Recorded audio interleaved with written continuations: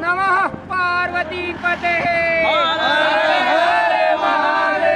जानते हो कि मेरे को डेंगू हो रखा है, तो मैं बहुत परेशान हो रखा हूँ यहाँ पर। और तमिलनाडु से मुझे कोई सपोर्ट, किसी तरीके का सपोर्ट नहीं मिल रहा है। सब लोग मुझे भगा दे रहे हैं। मैं ना मंदिरों में जा पा रहा हूँ, ना मैं किसी आश्रम। ये परेशान तो हो आप भी, बहुत ज़्यादा परेशान हो।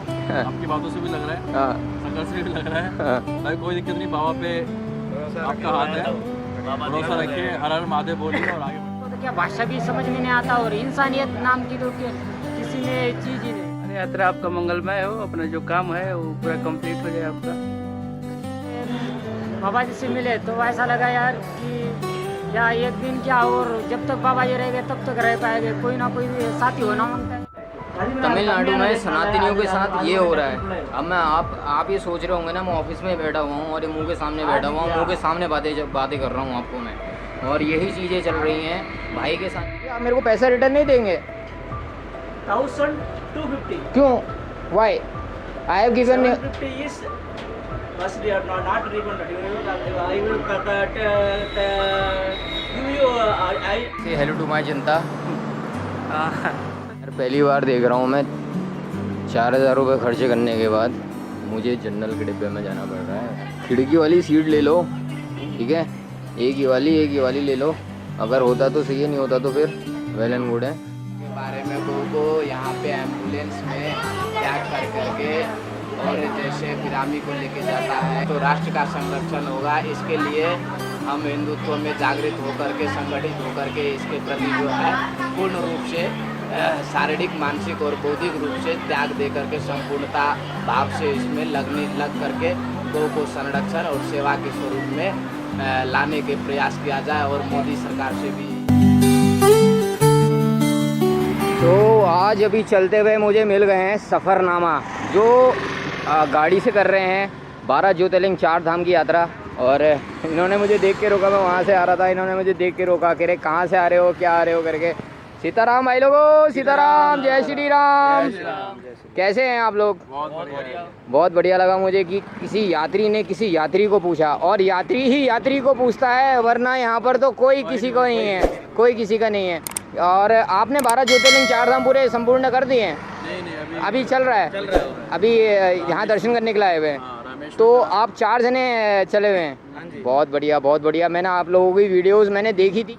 हमारी यात्रा बहुत बढ़िया चल रही है और हमने अभी रामेश्वर करा आज और राम सेतु भी करा हमने।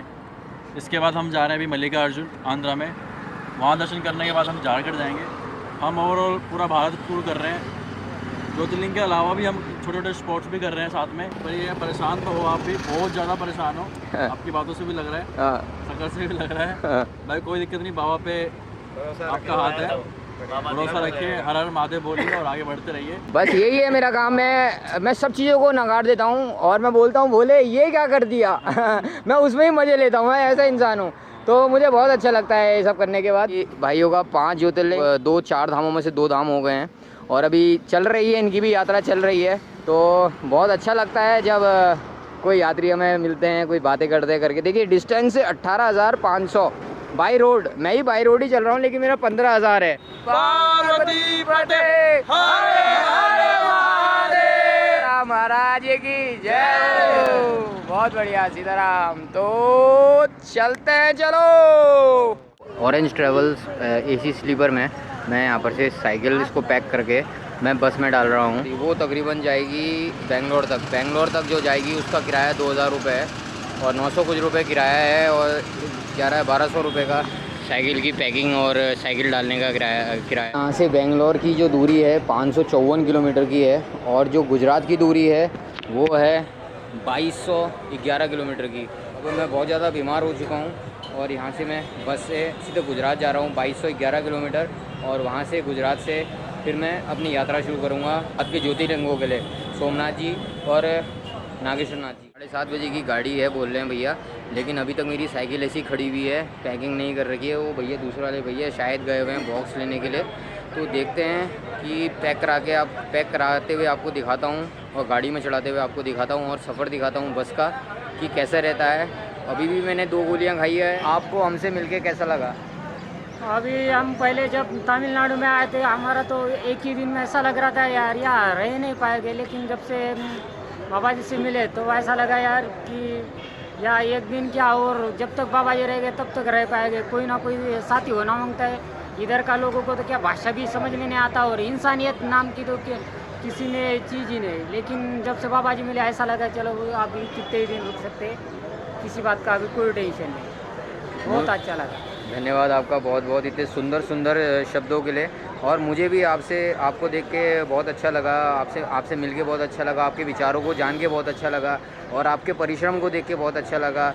बहुत मुझे अंदर से बहुत दिल से खुशी हुई कि कोई मेरी तरह यात्री 8 या 9 महीने से ये भी चले हुए हैं, ये पैदल भी चलते हैं। इनके पास कोई झूठ बोलने के लिए कुछ नहीं है, ना ये चैनल बनाते हैं, ना इनके वीडियोज़ बनाते हैं। वो ऐसे लोग मिले हुए हैं बीच रास्ते में जो झूठ बहुत बोलते हैं अपने चैनल के लिए, अपने लोगों के लिए बहुत झूठ बोलते हैं। अभी भी मेरे को एक बंदा मिला था, मैं आपको क्या नाम बताऊँ क्या नहीं बताऊँ, मेरे को वो समझ में नहीं आता।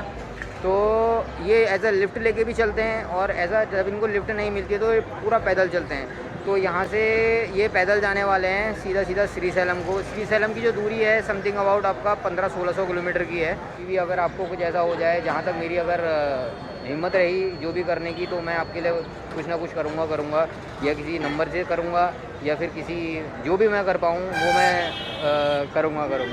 मेरे को आपसे मिलकर बहुत खुशी लगी। हर हर महादेव। तो ये बस है जिसमें ये साइकिल जाने वाली है, और मैं जाने वाला हूँ बेंगलोर तक।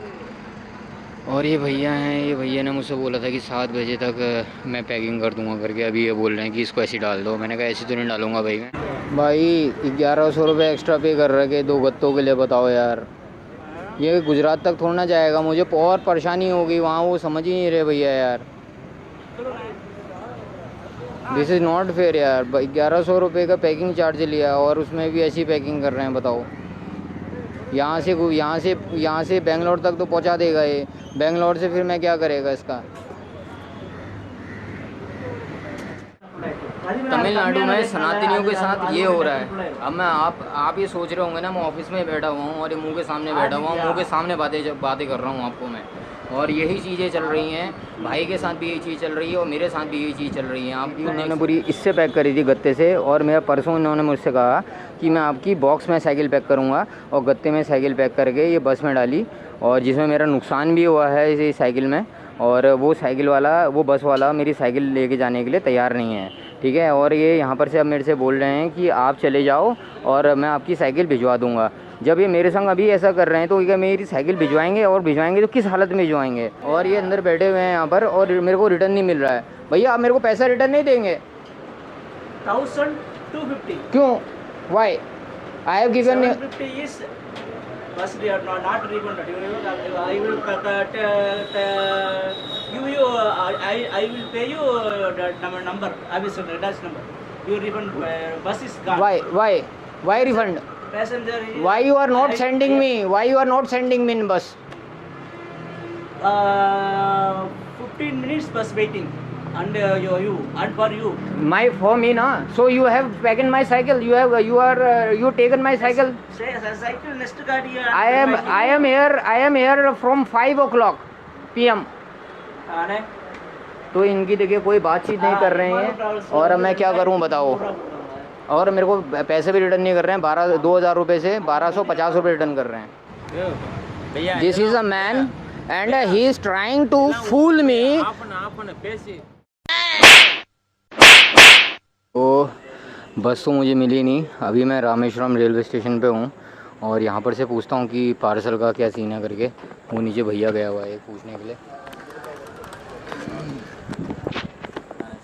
10:40 की ट्रेन है यहाँ से, लेकिन उसमें साइकिल नहीं ले जा सकते हम। तो ये रेलवे स्टेशन देख पा रहे होगे, ये रेलवे स्टेशन है।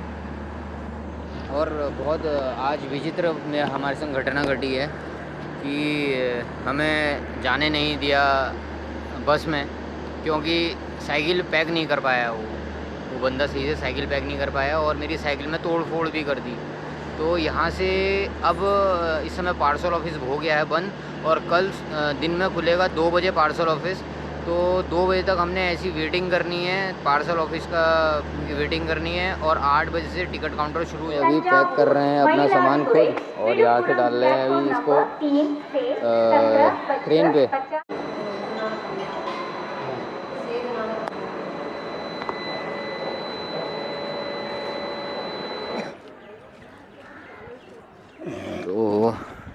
टिकट निकाल लिया है और पता है तबीयत भी ज़रा हल्की सही नहीं चल रही है, क्योंकि रात को 200 रुपये दिए एसी के और अजीब सा फील कर रहा हूँ मैं।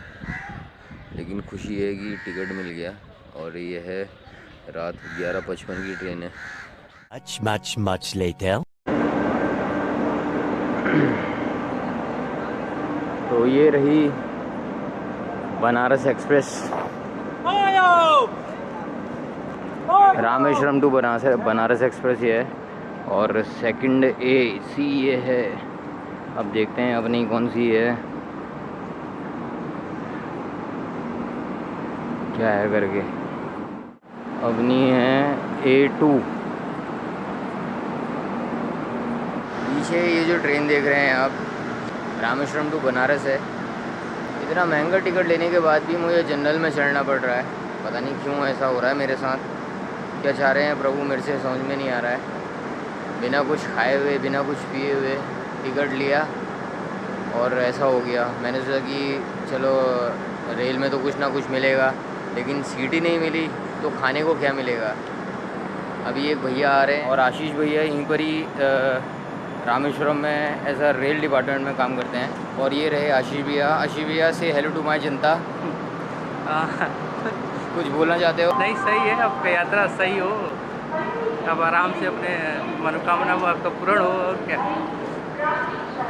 धन्यवाद मेरे बहुत बहुत। और मेरे को इन्होंने सीट दिला दी है चेन्नई तक, और फिर देखेंगे चेन्नई के बाद क्या रहता है। टी से बात करेंगे और बताएंगे उनको अपने बारे में कि अपन क्या कर रहे हैं, यात्रा कर रहे हैं और अपन के पास वेटिंग टिकट है वाला सीट है।